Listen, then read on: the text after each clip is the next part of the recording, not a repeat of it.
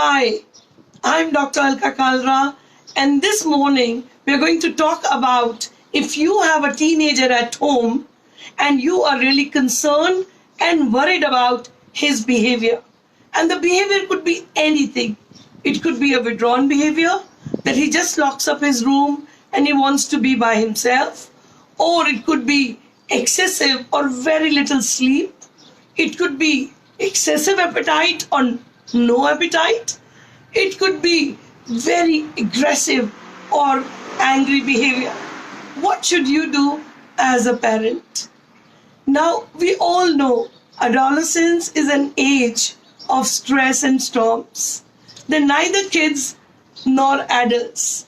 They're often given the statements, you're not big enough to be a part of an adult group, and often told, don't act like a child. So they themselves don't know where do they stand. Lovely families, if there are issues with the growing adolescents, I think it's a high time we discuss it and we see that we give them the best.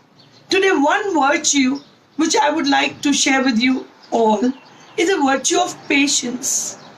In this age, children become very restless. Actually, let me be honest, it's not only this age, but I've even seen adults having no patience. You're entering your building, you go to a lift, you press a button. You know it will take a couple of minutes for the lift to come. You keep pressing the button again and again. Where is the patience? You start your laptop in the morning, you know it will take some time to all the icons to come in, but you have no patience. You keep pressing it again because you want to expedite the process.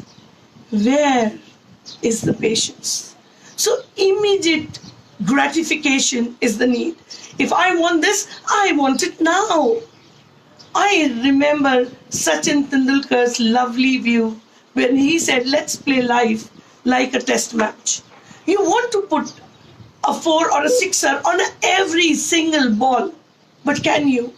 You let a number of balls just let go because you know that it is a test match. Dear friends, this period is a period which is testing our patience. And let us be the role models for our growing children at home. And if we are not the role models, then we may face challenges. So come on, let's introduce to our growing children a concept of delayed gratification. Now, what is delayed gratification? That everything in life may not happen right now, immediate. I want to meet my friends today, but I cannot. I must meet my teacher today. I must finish my project right now. We may have limitations.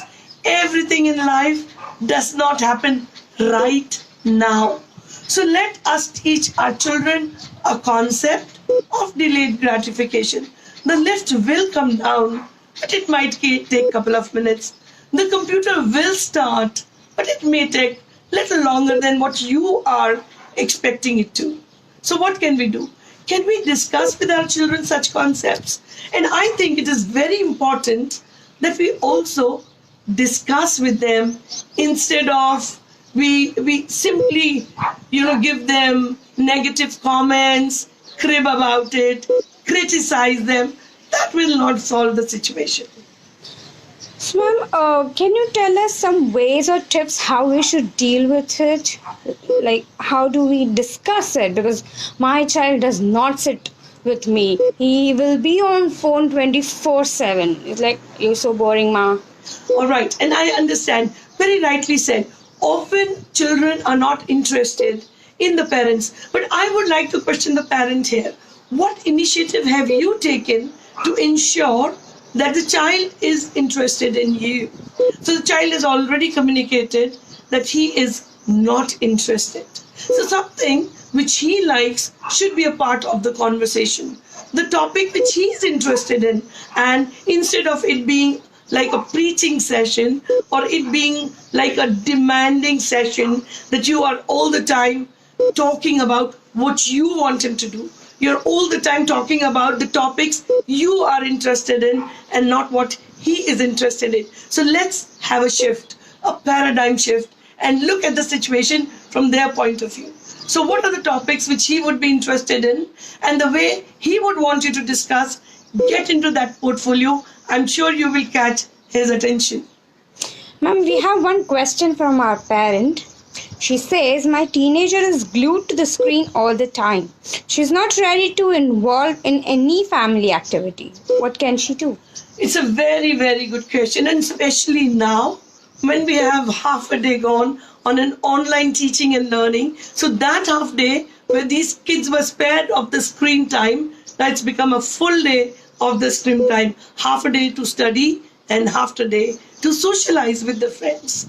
It is a very good question, and I'm sure it will address a lot of queries of other parents too. Now, what should we be doing? I think a discussion, as I said, sit down and talk about the negatives of the screen time on his eyesight, on his brain threshold of response, etc., so that he understands how important physical and mental health is. And keeping those in mind, we need to get involved in the activities physically as well as the activities which will keep him mentally engaged. I understand socialization is very important. So let's structure out a day's schedule. So what time, what, and how much, and then show him on a pie diagram that how much of the day is going on a screen time. I'm sure he's intelligent and he will understand and value your suggestions. Thank you so much, ma'am. We have one more question. She says his teenage is quite shy and doesn't open up. What can she do? And this is an introvert personality. The children who like to be with themselves and they find it challenging to interact with other children. And especially in this time of quarantine, it becomes more challenging because the family socialization has really reduced down. I would suggest a parent to have such discussions on the dining table. So, first thing is teach your child to express his opinions. Often, the parents who are very authoritative, they have kids who are very introvert because somehow you do not give an opportunity to your young one to communicate. So, often when you sit down, you can have a gratitude bowl on the dining table where you keep 5 to 6 stones, and each one will pick up a stone and talk about one thing which happened during the day, which he think he has a gratitude for, he would like to share with the family. So give them a platform to speak. And while they are speaking, come on parents, let's not be judgmental. Let's not cut them midway through. Give them enough space and time to talk. Encourage them. Rephrase what they're doing, what they're saying. Paraphrase it. So when they say something, oh, so you mean to say, and repeat the sentence, will build in a confidence in the child to continue the conversation. And that is how you will teach them to express their feelings on a platform. And when we talk about introversion, at times it is also an imitative behavior that they see a parent out of the two could be a very, very silent parent. So they learn from there. So come on, let's have those checklists done. That are we all communicative enough at home? Are we setting the right role model for our children? Thank you so much, ma'am. We have one more question. The follower wants to know that the child is very good with lot of things, but he's too lazy. He doesn't want to do anything. Like even the things he likes, he doesn't do it. Lovely. So now when you talk about the child's personality type, let me tell you there are 4 kinds of personality. And for your easy understanding, I'll connect it to the bird profile. So there are children who are eagle types, the children who are peacock types, the children who are owl types, and the kids who are dove type. And this is called a DISC analysis, D-I-S-C. D stands for dominant, and those are the eagle kinds of personalities. Eagle children are self-motivated children, but at times they are bully and they are very, very rude and straightforward. They do not really know how to word themselves right, not to hurt others, but they are achievers. They have a mind of their own. When we talk about the peacock kind of personalities, those are the ones who like to impress on people. They want to be the center of attraction all the time, wherever they are. So we say D is dominant, I is, those peacocks who are always looking for being the center of attraction. Owls are actually the personalities who are very methodical, very organized, very number wise, and doves are the personality steady types who are normally, people pleaser, mama's son, mama's daughter, papa's baby, who want to see that others are happy with them. Now, what is the personality type of your child is very important. And now we have tools and techniques to help you to know your children better.